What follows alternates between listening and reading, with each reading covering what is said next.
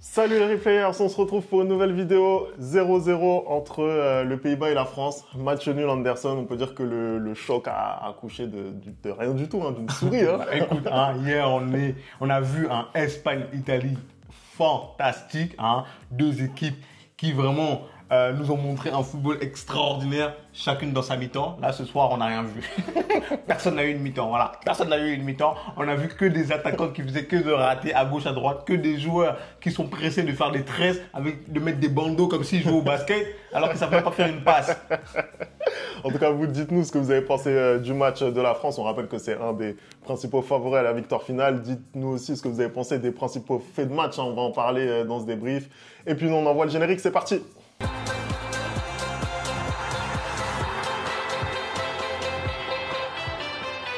Anderson, la France qui rate le coche, la France qui ne sera pas qualifiée ce soir pour les huitièmes de finale de l'Euro. C'était un match où clairement ils avaient la possibilité de gagner. Ils l'ont pas fait sans Kylian ce soir. Écoute, malheureusement, j'ai pas le choix que de le reconnaître. Je pense qu'ils ont une dépendance à Mobutu, parce que ce qu'on voit offensivement ce soir de la part des attaquants de l'équipe de France, même si je pense pas qu'il aurait aidé parce que voilà, il est aussi dans la même dans la même lignée qu'eux. C'est très grave. En fait, c'est très grave quand on voit qu'on a un Marcus Thuram. Encore une fois, je n'arrive toujours pas à trouver ses qualités parce que même la frappe de balle, apparemment, il a pas, qui n'arrive pas à cadrer ne serait-ce qu'une seule frappe ce soir. Quand on a un Antoine Griezmann, alors lui, je sais même pas ce qui lui arrive parce qu'à un moment donné, il a quand même deux grosses occasions de ce match-là et il y en a aucune qui va au fond, même si avant lui, il y a aussi, comment il s'appelle, Rabiot qui fait un choix incompréhensible. C'est-à-dire que tu es dans la surface de réparation. Je ne sais pas pourquoi tu tacles pour faire la passe au lieu de tacler pour mettre le but. Moi, ce soir, encore une fois de plus, j'ai la certitude de ce que je pense déjà. C'est-à-dire que dans cette équipe, il y a une défense qui est prête, il y a un milieu de terrain qui est prêt, mais il n'y a pas d'attaque. Et peu importe la formule que tu utilises. Parce que ce soir, on a vu différents joueurs, ça n'a quand même pas marché. Voilà. C'était une formule un peu comme on l'avait un petit peu pressenti, formule 2018, formule même 2016 presque j'ai envie de dire, formule avec ce 4-4-2, Griezmann en position numéro 10, c'est Thuram donc qui a commencé, on aurait pu penser que Giroud avait légitimement sa place. Clairement il avait légitimement sa place, on a vu le match de Thuram. Voilà, en fait c'est ça, on a vu le premier match de Thuram, on a vu que c'était difficile pour lui. Et ce soir, encore une fois, bon, même s'il y a eu un peu mieux parce qu'il était un peu plus disponible, c'est vrai que voilà, il y a des choses qui ratent, c'est quand même très compliqué. Il a du mal à cadrer, t'en as parlé, donc tout ça, ça fait qu'on comprend pas forcément le choix des hommes en fait. Je pense qu'en l'absence de Kylian, c'était peut-être le choix à faire que de repasser à ce 4-4-2 avec Rabiot justement dans ce rôle un peu voilà. Non, je suis pas d'accord. Matuidi. Moi, je pense que c'était pertinent. Après, pour moi, c'est le choix des hommes qui n'étaient pas bons. Et le fait d'associer, par exemple, un profil comme Tchouaméni à celui de Kanté, par exemple, c'était peut-être pas là aussi judicieux. On sait que Tchouaméni, c'est pas quelqu'un qui a eu énormément de minutes depuis ces dernières semaines. Donc, mais il fait un bon match. Aurélien, dans sa globalité, fait un bon match. Non, vraiment, pour moi, que ce soit en défense, que ce soit au milieu de terrain, il n'y a pas vraiment de souci. Peut-être un manque de dépassement de fonction de la part de certains sur ces deux lignes-là. Pour moi, en attaque, je pense qu'à un moment donné, on a un entraîneur qui ne prend pas assez de risques. On a un sélectionneur qui est buté dans ses idées passées rétrogrades parce que je suis désolé, dans un match comme ça où tu vois qu'il y a tellement d'imprécisions des deux côtés et tu vois qu'il y a énormément d'occasions qui arrive du fait que l'équipe adverse ait perdu le ballon et donc du coup il y a énormément de contre-attaques. Je ne comprends pas comment tu ne réfléchis pas 2 secondes parce que pour moi tu t'es déjà trompé dans ta composition de départ. Comment en deuxième mi-temps quelqu'un comme Barcola ne rentre pas. Je suis désolé, dans un match comme ça il se fait plaisir parce que quand j'ai vu le match je me suis dit mais en fait tu mets Kylian dans ce match là, il te met 2 buts. Il te met 2 buts, pour moi il te met 2 buts et le joueur qui se rapproche le plus du profil de Kylian, c'est Barcola et il joue même pas une seule minute ce soir. Il rentre à la fin. Oui, mais ça sert à rien. Il joue même pas. Et en fait, moi je comprends pas pourquoi dès le départ, parce que déjà tu dis l'absence de Kylian nous mène vers cette formation en 4-4-2. Non, je pense que si tu es un entraîneur qui aime bien prendre les risques, qui aime bien jouer, il voit que Kylian n'est pas là, tu mets un 4-3-3 avec Giroud et Barcola à gauche et Dembélé ou Coman à droite. Mais pourquoi Deschamps va faire ça? Il a jamais fait. Pourquoi il va faire ça? Mais c'est ça que je le reproche justement. Je pense que peut-être le seul moment où il a tenté ça, et c'est peut-être ce qui fait qu'aujourd'hui il n'a plus envie de le tenter, c'est à l'Euro 2021. C'est à l'Euro 2021 et c'est un échec total. Mais je l'ai déjà dit sur cette chaîne, à l'Euro 2021, Femi, c'était pas l'attaque le problème. On est d'accord que quand tu mènes 3-1 contre la Suisse et que tu te fais remonter 3-3, c'était le milieu et la défense le problème. Mais parce que Deschamps, dans ce système-là, pour lui, il n'y avait pas l'équilibre en fait. C'est ça que je veux dire. Et le 4-4-2, c'est un système qui a déjà prouvé en équipe de France, qui a déjà marché sous Deschamps. Après, voilà, on peut critiquer le fait que voilà, il n'ose pas assez, etc. Mais pourquoi se déjuger maintenant sur un match alors que depuis plus de 10 ans qu'il est à la tête de l'équipe de France, il n'a jamais fait ça. Bah, son jeu est chiant. Moi, je le dis, son jeu est chiant. Et je pense qu'il y a plein de gens qui trouvent que son jeu est chiant. Après, certes, il y a les résultats qui vont avec, mais son jeu est chiant. Il est relou. Parce que vous, les Français, demandez-vous ce que vous voulez vraiment. Est-ce que vous voulez une équipe qui gagne, qui ramène des trophées? En l'occurrence, Deschamps, voilà, je pense qu'il a. L'euro, il n'a pas ramené. Hein. Il a quand même prouvé. Il manque que l'euro. Il manque que l'euro. Sur 3 trophées possibles, il en a ramené 2. Mais il a fait finale d'euro. Oui, donc, soit vous voulez des résultats, vous voulez les trophées, soit vous voulez du jeu. À un moment donné, il faut savoir ce que vous voulez. Moi, je suis partisan des résultats. Hein. Je supporte quand même une équipe qui, je pense, le Real Madrid est vraiment dans l'application du résultat. Mais sauf que je suis désolé quand il y a aussi la praticité, en fait, il y a aussi s'adapter au match. Quand tu vois que le match est dans la physionomie dans laquelle il a été, je suis désolé, en face, si tu as un Ancelotti, il te fait les changements qu'il faut. Et là, je trouve que Deschamps, il ne fait pas les changements qu'il faut. Parce que c'est pas normal que Coman et Barcola rentrent aussi tard. Je suis désolé, à la mi-temps, tu dois faire des changements. Et puis même avant le match, tu sais que tu as une équipe des Pays-Bas, ils n'ont pas essayé non plus ce soir de faire le jeu parce que eux, le match nul les a arrangés. Mais tu es une équipe craintive, tu le vois très rapidement. Je sais pas, c'est un entraîneur qui a énormément d'expérience. Il a entraîné des clubs, il a entraîné la sélection, il a gagné énormément de trophées. Tu le vois qu'ils sont craintifs.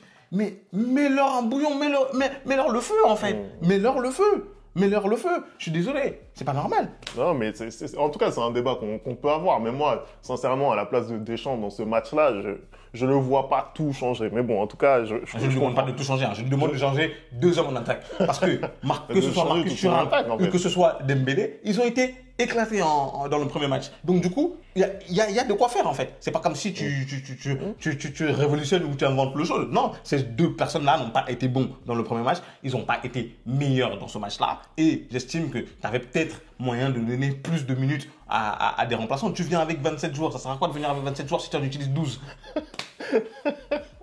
Ça me tue. Et ça, c'est le même reproche que j'ai pour Ancelotti. Hein. Tu le sais très bien. Ça ne sert à rien d'avoir autant de joueurs si tu n'utilises pas tous les joueurs qui sont à disposition. Tu as des mecs sur le côté. Tu as un mec comme justement Barcola qui peut avoir le même impact que Gakpo du côté des Pays-Bas. Parce que chaque fois que lui, il avait le ballon, tu as vu ce qui se passait? Il déstabilisait un peu. De l'autre côté, il y avait qui pour faire ça? Il y avait personne. Non, bien sûr. Et je pense qu'à part le matériel qu'ils ont en attaque, les Néerlandais, il n'y a pas grand-chose à retenir. Moi, je pensais qu'ils avaient quand même un petit peu progressé, notamment depuis cette phase d'éliminatoire, puisque les Pays-Bas et la France ne se lâchent plus. Et c'est vrai que bon, ça m'a un petit peu déçu ce qu'ils ont montré aussi dans le jeu, parce qu'au final, il n'y a pas eu grand-chose. Hein.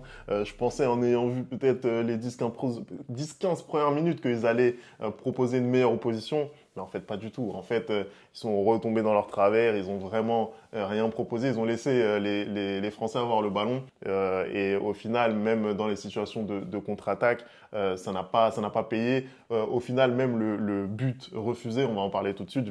Je vais lancer les chevaux tout de suite. Voilà. Mais voilà, même ce but-là, il arrive en fait sur une phase d'un temps fort français pour moi. Donc prestation très décevante des Pays-Bas et ils terminent avec 1 point, c'est bien payé pour eux. On va parler maintenant du principal fait de match Anderson, ce but de Xavi Simons, cette frappe, voilà. Le but a été refusé pour une position de hors-jeu, voilà, suite à un plongeon qui n'a pas eu lieu de Mike Maignan, une position voilà, qui est un petit peu discutable. Est-ce que pour toi, l'attaquant néerlandais gêne Mike Maignan? Écoute, moi, si j'avais été arbitre de ce match-là, le but aurait été accordé. Voilà, genre, le but aurait été accordé. J'estime que monsieur Anthony Taylor, vraiment ce soir, pour moi, ça a été catastrophique. Je ne veux pas mentir, il y a plein de décisions qui sont vraiment à revoir. Et cette décision-là en particulier, parce que j'estime que vraiment sur le but, on voit Maignan qui fait un premier arrêt, qui se relève et qui est totalement surpris par la frappe de Xavi Simons, qui est vraiment très loin de sa zone de plongeon. Et puis même, on voit clairement Maignan qui n'était pas dans l'optique de plonger. Maintenant, pour dissiper les doutes, j'aurais bien aimé quand même qu'il essaye. Hein. Comme ça, même s'il y avait but, et on aurait vu que c'était Dumfries, je pense, qui était devant lui, on aurait dit, ah, Dumfries a peut-être gêné le plongeon de Maignan. Sauf qu'aujourd'hui, moi, j'estime qu'à aucun moment Dumfries fait action de jeu, parce que la balle est vraiment très loin de lui. J'estime aussi que Maignan ne fait même pas intention de plonger. Hein. Il est totalement surpris et scotché par cette frappe-là. Que le but soit refusé, voilà, parce qu'en fait, moi, je trouve que c'est deux poids, deux mesures. Parce que aujourd'hui, comment tu peux, dire à un joueur qui est aussi loin du ballon qui fait action de jeu? Je suis pas d'accord. Il fait pas action de jeu. Il fait pas action de jeu. En fait, déjà pour commencer, je pense que le joueur n'est pas aussi loin du ballon qu'on veut bien le dire. Et en fait, à partir du moment où il y a un doute, il n'y a plus de doute. Moi, en fait, j'en ai un peu marre de ce football où on veut arbitrer à peu près. Tu vois ce que je veux dire? Moi, ça me fait un petit peu penser, là, quand on a vu le dernier Classico en Espagne, le ballon, il est rentré. On n'avait pas d'image formelle qui nous montrait que le ballon était rentré. Et là, on a entendu dire, ah oui, mais bon, vas-y, le ballon sur cette caméra-là, on voit qu'il est, mais là, qu'il est rentré. C'est une erreur technologique. C'est une erreur technologique. On aurait dû l'accepter, il n'y avait pas les éléments pour. En fait, l'arbitrage à peu près, tu vois, l'arbitrage un peu à la Arsène Wenger, là, qui nous accordait des hors-jeux, là. On sait même pas comment. Arsène, il a raison. Moi, je suis désolé. Elle est très, très bien. C'est du n'importe quoi. C'est du n'importe quoi. À un moment donné, il faut une règle qui soit claire. Et la règle, on la connaît. À partir du moment où le joueur, c'est-à-dire fait action de jeu, qu'est-ce que ça veut dire faire action de jeu? Ça veut dire aussi être dans la zone. Ça ne veut pas forcément dire bouger ou gêner le gardien. Tu es dans la zone, tu fais action de jeu, c'est hors jeu, c'est tout. Mais c'est la règle, elle est claire. Dans ce cas-là, mon Femi, parce que on a eu la même situation quand il y a eu Leipzig-Real Madrid. Tout le football, comme d'habitude, quand ça concerne le Real Madrid, c'est... Voilà. Non, disons les termes. C'est insurgé qu'on avait refusé le but de Leipzig parce que à aucun moment le joueur de Leipzig ne gênait Lunin. C'est exactement la même situation. Moi, le premier, j'ai fait preuve de mauvais espoir en disant que voilà, il le gênait.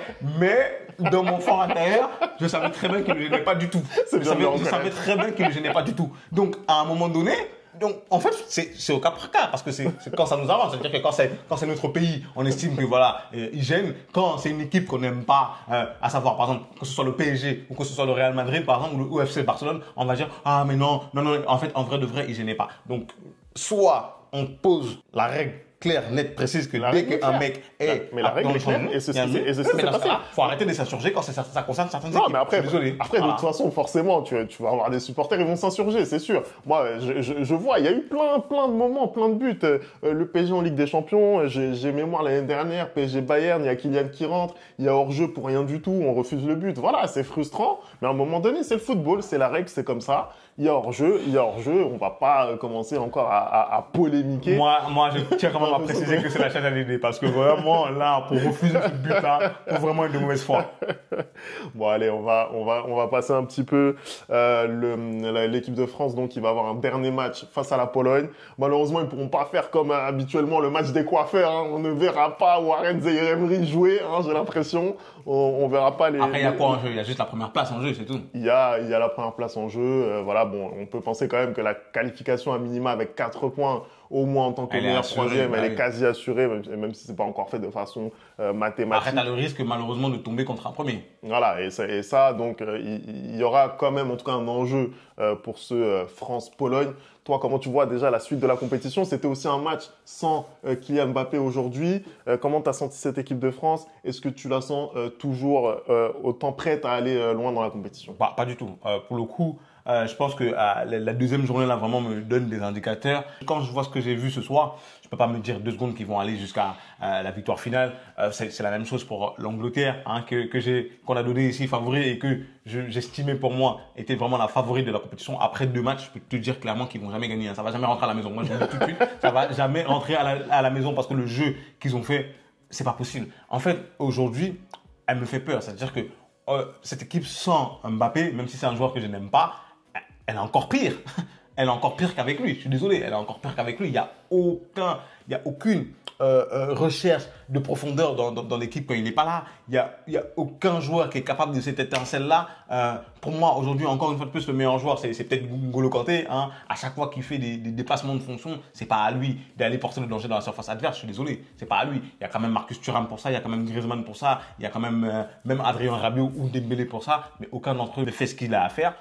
Contre la Pologne, qu'est-ce que je vois? Je vois l'équipe de France gagner parce que je vois pas comment cette équipe de Pologne va réussir à inquiéter l'équipe de France quand on voit encore que cet après-midi c'était très compliqué pour eux. Hein. Je pense qu'ils ont tout simplement pas les armes pour aller inquiéter l'équipe de France. Je la vois arriver en huitième de finale tranquillement. Après, à savoir si elle sera première ou deuxième, ça c'est à voir parce que les Pays-Bas aussi, leur dernier match, ils sont peut-être tranquilles. Hein. Non, après l'Autriche quand même a montré un peu plus de choses. Ils ont fait un bon match, je trouve, par rapport à leur statut face à l'équipe de France et ils arrivent à prendre ces points face à la Pologne.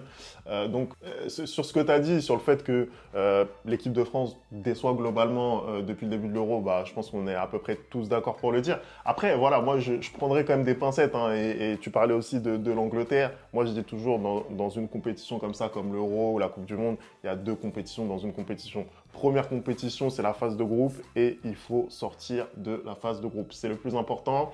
Ce qui se passe après, c'est un autre logiciel, c'est une autre façon d'aborder les matchs. Oui, mais il y a des indicateurs.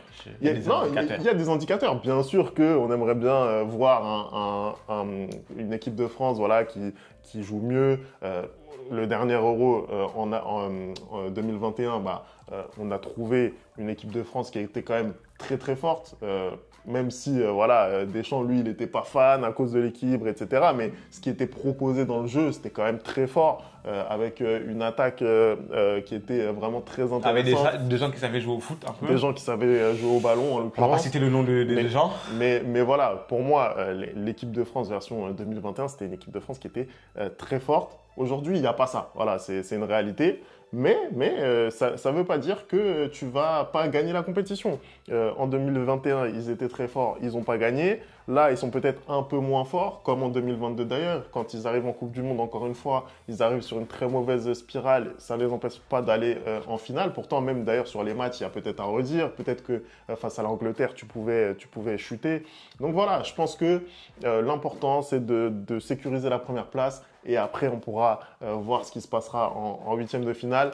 En tout cas, moi, j'ai hâte de connaître un petit peu votre avis. Qu'est-ce que vous pensez de cette équipe de France? Merci d'avoir regardé cette vidéo. On n'oublie pas les bonnes habitudes, @le replay foot. Et nous, on se retrouve très très vite pour une nouvelle vidéo. Ciao!